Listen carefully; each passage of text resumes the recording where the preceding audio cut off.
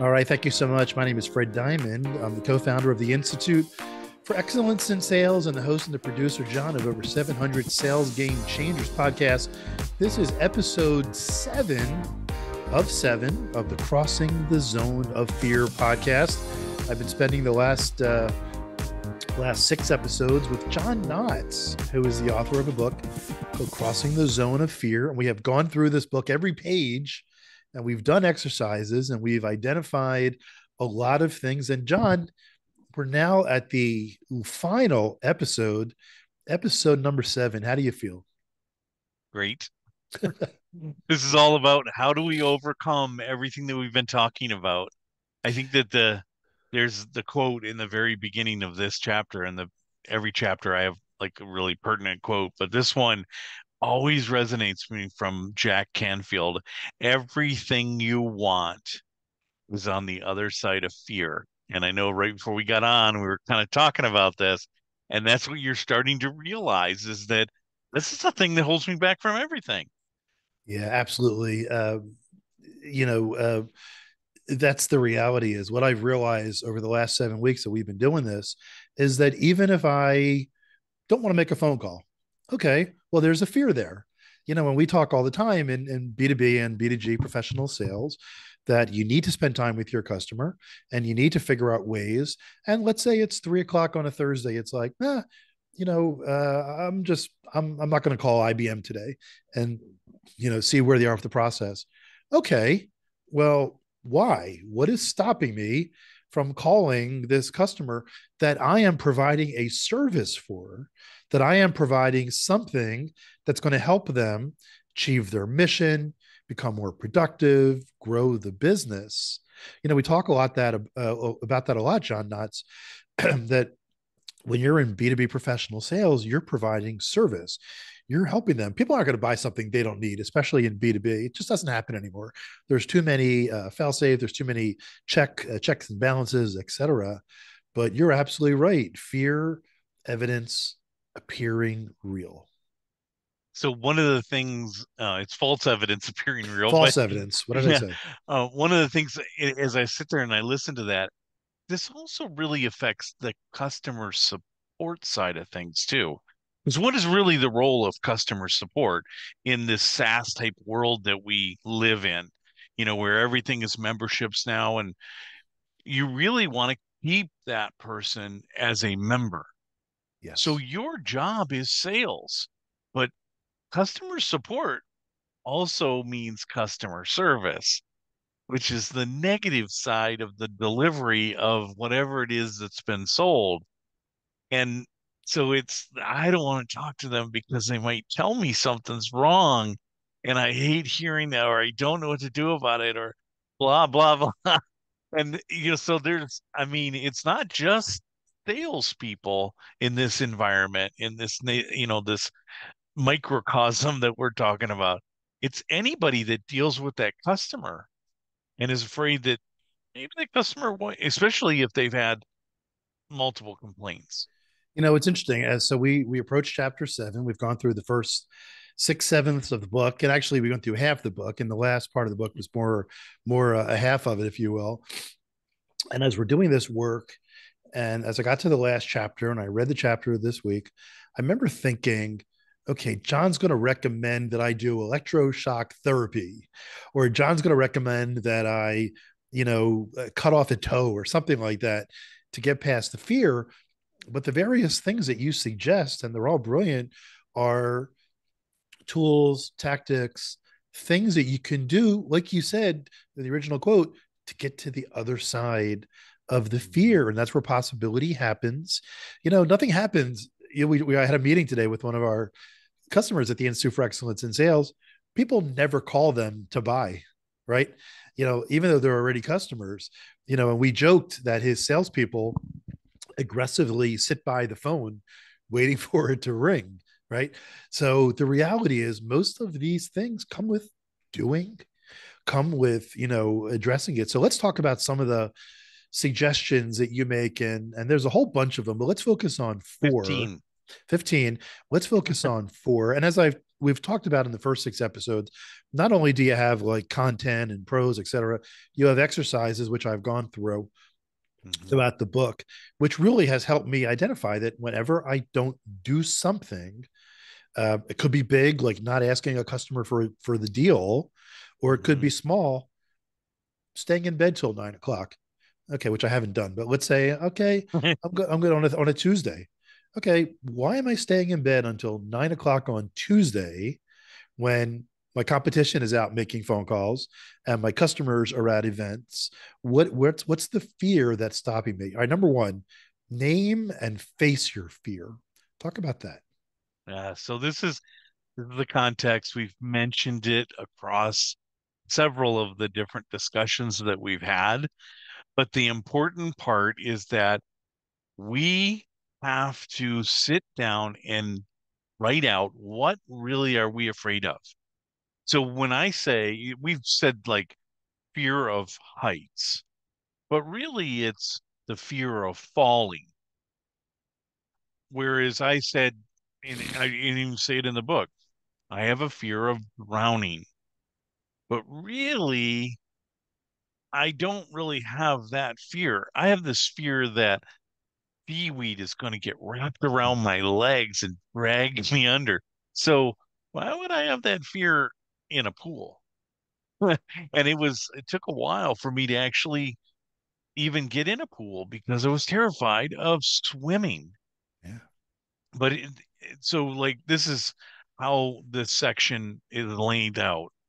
Every one of these activities or exercises has a almost like a worksheet Yeah. assigned to it. And I think that this one is really important because we keep talking about this false evidence appearing real. And in here, you you write down specifically what's my fear. Give it the Yeah. name that you've always given it. Yeah. And then write down truthfully how that fear is affecting you, how it is impacting your life, your goals. So, like somebody who has a fear of Yes. public speaking, what is that preventing them from doing in their job? What happens? And so people don't want to get promoted because I'm going to have to stand up in front of employees and I'm going to have to talk, and I don't want to do that. And what does that mean? So there goes your success. It just stalled. But once you have those impacts and that fear, then what you can do is you can write down what is the evidence that actually supports my fear and what is the evidence that I believe is supporting it, what I call evidence against. Yeah, it's funny. I had a customer at the Institute for Excellence in Sales, and the way our model used to work, it's still kind of like this, but companies would join at a certain level, and then every year we would renew them. And I was afraid. I had a fear of asking people to renew. I had this expectation that we weren't satisfying them and that we weren't delivering, which was BS. And I remember I planned this whole meeting with one of my customers, VP of Sales. Actually, he was from Detroit, not far from where you grew up. And I said, "Hey, let's meet for dinner somewhere." He goes, "Oh, okay. Our office is in downtown DC. Let's meet at this place in downtown DC." And I really didn't have a whole lot of interaction with him, but he was the guy who renewed the membership. And it wasn't that much money. It was like a couple $1,000. So when we met, we just started talking about baseball, right? I love baseball. He loved baseball. I lived in Detroit for a little bit. So I knew about, the corner of Michigan and Trumbull, and which is where Old Tiger Stadium what used to be. And we had a great conversation. And I'm thinking to myself, okay, I got to keep having this conversation where this guy likes me so that when I ask for the money, he can't say no, type of thing. So after an hour, I said, "Hey, by the way," I said, "what do I need to do to get you guys to renew?" He goes, "Oh," he goes, "we already sent you a check. Didn't you get the check yet?" And I was like, seriously. And you know what? I enjoyed the meeting with the guy. He became a good friend, and we realized, we had things in common, and we talked about business, and we talked about baseball, and we talked about He's Detroit. human. And he's human, and he goes, "Yeah," he goes, "Yeah, we already processed the check. Didn't you get the check yet?" And I was like, "Oh, okay, thanks. Yeah, I'll go check. When I get back to the office." I was thinking, as I was driving away, I was like, not that I didn't, it was fun meeting with him. We had a nice time. He's my age. It's not like he's this mystical thing. He's just a guy who's running a sales team. And I realized Mhm. that moment, he's just a guy who's running a sales team. He's not this mysterious customer who has this wizard like life. He's just a guy who manages salespeople. Mhm. Absolutely. All right. So, number two, we're going to talk about of your 15, we picked a couple here. Challenge the self talk. And I have Uh, a very good example about self talk, but tell us a little bit why you had this here. well, this is the inner dialogue that we deal with all the time. And I had three coaching calls today where I was talking about their self-talk. And it's affecting them from the imposter syndrome perspective. I'm not good enough. I don't know enough. I can't do this. As a matter of fact, I am about to publish my seventh book. It's on strategic planning. I'm getting the proof tomorrow. So I get to review that, make sure everything's good, and then I'm gonna push that publish button. And every time I do it, I'm like, am I really good enough? And I'm like, do it. But it's not like I say it, and it's not like I go and tell everybody I don't think I'm good enough. I'm just constantly berating myself. So that's what this self-talk is all about. I had I think we might have even talked about this. About 3 years ago, I had a personal thing happen to me that caused me to relook back at a lot of things. And I journaled a lot back then. I had journals all over the place. And I would also leave a lot of voice messages on my iPhone. And when the circumstance happened, I said, you know what? I have all these journals. I'm going to start reading the journals. And I read them all. And I was appalled at how I was talking to myself. And I would say things like, congratulations, you got IBM as a customer today. What's wrong with you for not getting Oracle and Microsoft? Or how come you didn't get Oracle and Microsoft? Or how come you didn't get IBM last year as compared to, congratulations, you got IBM today? That's pretty cool. What do you need to do to get Oracle and Microsoft? And John, there was page and page of this. This wasn't like one random entry in June of 1997. This was like page after page. And I remember I went to a friend of mine who's It's taking out rent. taking out rent and also on the voicemails, the same thing. You got IBM today as a customer. How come you didn't get Microsoft? The voicemails in the journal. And I went to a friend of mine who's a coach, and I told her about this, and she said, "Well, you don't talk to me that way, and you don't talk to Mike, and you don't talk to Lee. Why do you talk that way to yourself?"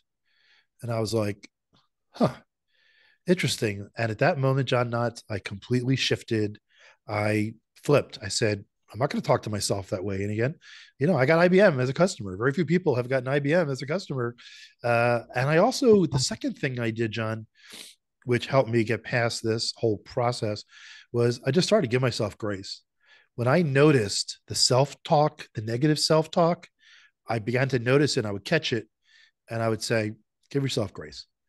How come I didn't get Oracle to sign a contract today? Give yourself grace. What do you need to Yeah. do to get them to sign it tomorrow?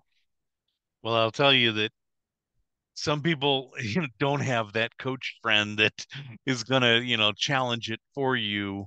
That's great, and it is one of the 15 different things is to find support. But when you do have the self-talk going on, when you run into that, the two things that you should be writing down, what are the facts that support it, and what are the assumptions that I believe? Because it's in the assumptions where that false evidence is sitting. And then ask yourself, what is the worst thing? What is the worst case scenario in this? And you might be surprised that it's like, hmm, it really isn't such a big deal. No, that's true. And in sales too, if you didn't hit it, I mean, what sales managers, a lot of sales leaders tell me is one of their biggest pet peeves is they find out there's a problem with an account too late. They'll ask the sales rep, how are things going with the Johnson account? Well, things look great. I mean, I expect a PO next Thursday. Okay. And then what salespeople need to know is their boss communicated to his boss the Johnson account's going to come through and five other accounts are going to come through. And if the Johnson account doesn't come through because you have a fear of telling your boss where things really are, then all the reporting happens, and the next thing you know, the stock drops because the CEO gave false information. We're talking to John Knotts. We're doing the crossing the zone of fear. John, let's hit two more of these. Visualization, visualizing success, number 5. I am a huge golfer and I love this one because success in golf is all about standing behind that golf ball before you hit it every time and looking at where am I going to hit it? What does that arc look like? Where is it going to hit? How many times is it going to bounce? Where is it going to roll? And it's the people, it's the amateurs that focus on all of the hazards, the rough, the sand trap, the water, the trees. And you know what they do? They hit it. They hit all of those things. So this is the thing where when you are struggling with something, you've got to visualize the success of it and not the negative of it. That's the key in visualizing your success. Now, that's a great point. And like you said, if you're living in that space of the hazards and the water and the car path and all those types of things, you're going to be in that space. And Yep. yeah, and if you're in sales, if you don't visualize where you want to go, now also the other thing too is you had to have hit 10,000 drives. You got to be practicing, you got to be adept, you got to do the work. Same thing in sales. The hazards will appear if you do all the work and the preparation, but they're going to be appearing as things you can get past as objections. I mean, in sales, there's objections all the time. Sales is hard, Right. getting to the end state, if you will. But if you've done all the work, we talk a lot about preparation on the Sales Game Changers podcast. It's not just 2 minutes before you're getting ready to a call to hit chat GPT and type in big issues with health industry. I mean, it's reading publications, it's listening to podcasts, it's watching videos, it's reading all the documents that your target CEO has published over the last year so that you're going in and those obstacles have been identified where the customer says, Mhm. well, gee, I heard about this problem you guys had at with the financial industry. It's like, or financial reporting, it's like, yeah, but that was handled. So the same thing. All right, let's get to the last one here. Boost self-esteem, number 13. Boost self-esteem and self-confidence. And you probably worked with a lot of people that struggle with this. And I think that I think personally for this whole podcast and doing this with the Sales Game Changers, and this is really important for salespeople, is that you've got to believe in yourself. You've got to be confident in your abilities and your understanding. And I go in depth in this, but it is about establishing goals, setting out and achieving them, meeting initiative after initiative, because that is what builds your self-esteem and your self-confidence. If you call, if you don't do your research like we just talked about, and you're calling people and they're telling you no because you're not prepared, your self-confidence is going to go down. So flip the script and say, okay, what do I have to do? What thing can I try and experiment and say, I'm going to do this differently. And let me see over the next 5 calls how it, how much effect that has. And if that doesn't work, try something different. Because when you hit it, you hit it. I mean, I've been listening to Zig Ziglar, and you know that he was a bad salesperson when he started out. And he went to motivational speaking event and he got fired up. And suddenly he was really good at sales. So good that they had him start training other people. And eventually this led into, his motivational speaking and his teaching and all the things that he's done up until he died. But I mean, like, and I'm listening to him, his all of his stuff, and he's passed away. And I am, but I what I hear in there is that he figured out how to overcome. And when he got there, that built his self-confidence. Yeah, that's a great point. I mean, for the salespeople to get to a level, the customer needs to know that, do I trust this person to bring me the right solution? Am I making the right decision? And a lot of the people who are listening to Sales Game Changers, they work for companies with big stakes, multi-million dollar type deals with customers that are doing some real serious things. So the customer needs to know that, I have the trust that you believe in what you're offering, and that you're an advocate because you're an advocate for me, and you're going to help me achieve my goals. Nobody buys from anybody who doesn't demonstrate that, and it's not charisma. It's there's a degree of energy that's important, right? But it's not fake, it's not bravado. It's about having the confidence to know that you're bringing your customer a great solution, and Which generates trust, right? which generates trust, and it's going to help them achieve their goals. Well, John, we've come to the end. This has been a fascinating process, reading a book and then discussing it with the author, and then also doing the work throughout. It's definitely helped me see that everything I don't do is because of a fear. And even the things I do, like a lot of people say to me, "Oh my God, I would never do a podcast." It's like, or I could never write a book. I'm like, all right, well, I wrote two. I don't sit around, and I've hosted over 700 podcasts. I don't sit around saying, gee, I've overcome my fear of doing podcasts, or I overcame my fear of writing a book. Here I am on the other side of the fear that you were talking about before. And now it's like, okay, what's next? And it goes back to your other book. Just briefly tell us about your other book, because we've referred to it various times. Now, so becoming unbelievably successful was the basis of this, and it's going to be the basis of other books. But basically, it is the journey and becoming unbelievably successful. My wife was doing some editing on the book. She's an English major and a lawyer, and she works with documents all the time. And she was, you know, doing all the editing, line editing, and everything. And just looked at me and she said, "Do you think you're unbelievably successful?" And of course, it's like, thanks for the knife in the back. It, but in reality, I just looked back at her and I said, no, I'm becoming unbelievably successful because it's always a journey. And in there, I lay out the Yeah, journey that I've been through and then I've worked with others and how that all the things that you have to do.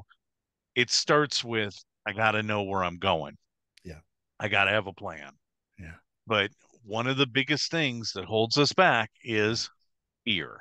All right. So over the last 7 episodes, John, we crossed the zone of fear.